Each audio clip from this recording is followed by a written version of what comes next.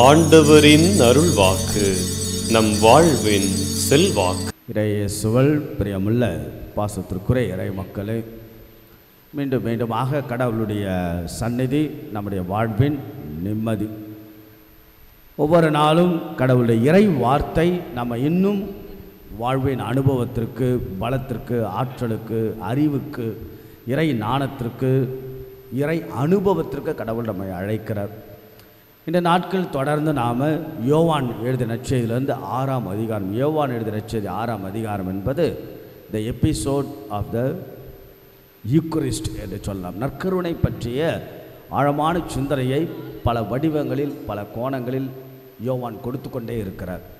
இந்த நாளுடைய யோவான் எழுதிய நற்செய்தி 6ஆம் அதிகாரம் ரொம்ப அழகான வார்த்தை, நம்ம எல்லோருக்கும் தெரிந்த வார்த்தை. வாழ்வு தருகின்ற உணவு நானே என்கிற, ஐ ஆம் த பிரெட் ஆஃப் லைஃப் என்கிறார். வாழ்வு தருகின்ற உணவு நான், என்னிடம் வருபவருக்கு பசி மீறாது, என்னை நம்புவோருக்கு தாகமும் மீறாது. அப்போ நற்கருணை பற்றிய அவ்வளவு ஒரு அம்சத்தை, நற்கருணையின் வழியாக நமக்கு வாழ்வை, சக்தியை கடவுள் கொடுத்து கொண்டே இருக்கிறார். நற்கருணை பற்றி பல நபர்கள், நற்கருணை தான் நம்முடைய அடிப்படை, ஆதாரம், ஆணிவேர், த யூக்கரிஸ்ட். அதை பற்றி நிறைய பேர் நிறைய சொல்லியிருக்கிறாங்க. உதாரணத்திற்கு கார்டினல் நியூமன், நேற்று மாலை திருப்பலியில் அவரை பற்றி சொல்லி கொண்டிருந்தேன். கார்டினல் நியூமன் புகழ்பெற்ற ஆங்கிலிக்கன் சபையை சார்ந்தவர். ஏறக்குறைய 1868ஆம் ஆண்டு வாழ்ந்த காலம். அவர் எழுதிய பாடல், ஒரு பாடல் பயங்கர புகழ்பெற்றது, த லீட் கைண்ட்லி லைட் என்கின்ற ஆங்கில பாடல்.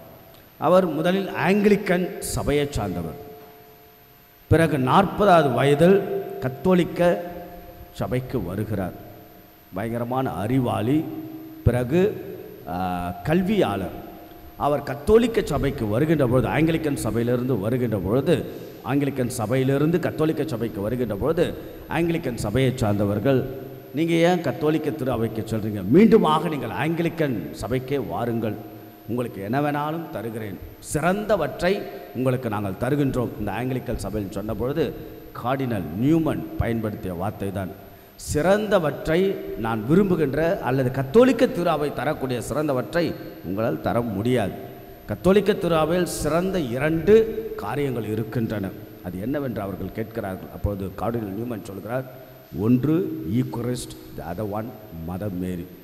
நற்கருணை, அன்னை மரியாள் என்று நற்கருணைய புகழத்தை ரொம்ப அழகாக சொல்லுகிறார் கார்டினல் நியூமன்.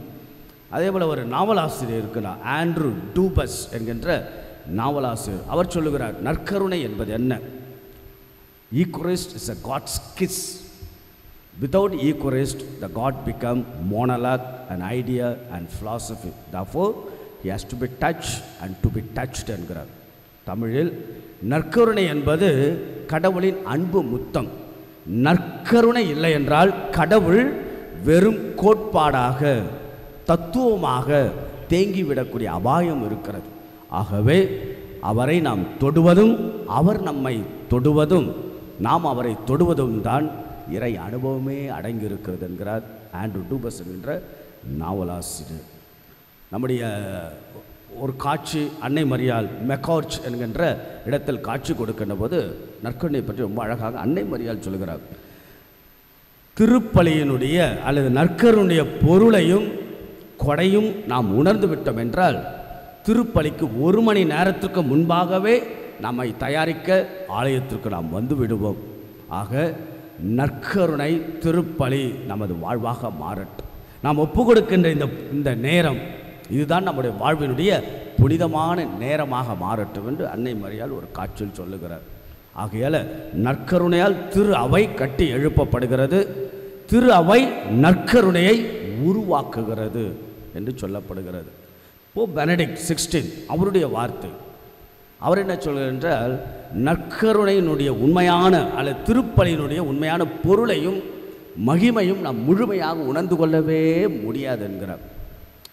புனித அகஸ்தினார் அவருடைய வாழ்க்கையை பார்த்தோம் என்றால், புனித அகஸ்தான் வாழ்க்கையின் நிறைவை தேடிக்கொண்டே இருக்கிறார். எங்கே தான் நிறைவென்று, வாழ்வை ஒடுக்குவதும் அடக்குவதில் மானக்கேனிசம் என்ற கொள்கையை பின்பற்றுவது என்று நினைக்கிறார், அதுவும் முடியவில்லை. பிறகு உலகத்தினுடைய இன்பம்தான் நினைக்கின்றார், அதுவும் கிடைக்கவில்லை. பிறகு இறுதியில் இறைவனை அடைவதில்தான், இறைவனை தேடுவதில்தான், இறை திருப்பலிதான் வாழ்வின் நிறைவென்று உணர்கிறார். அதனால தான் புனித அகஸ்தினர் என்ற அழகான வார்த்தை, இறைவா உன்னில் நிறைவடையும் வரை என் உள்ளம் அமைதி அடைவது கிடையாது. ஆக அன்புக்குரியவர்களே, ஒவ்வொரு நாளும் கடவுள் நற்கருணையின் வழியாக அவருடைய வாழ்வையும் அருளையும் ஆற்றலையும் தருக. தொடர்ந்து இயேசுடைய இந்த புனிதமான இந்த திரு உணவின் அருளை மகிமை நாம் உணர்வோம். இவற்றின் வழியாக உயிரையும் ஆசிரையும் வாழ்வை நாம் பெறுவோம். கடவுள் நம் ஒவ்வொருவரையும் நிறைவாய் ஆசீர்வதிப்பாராக. ஆமென்.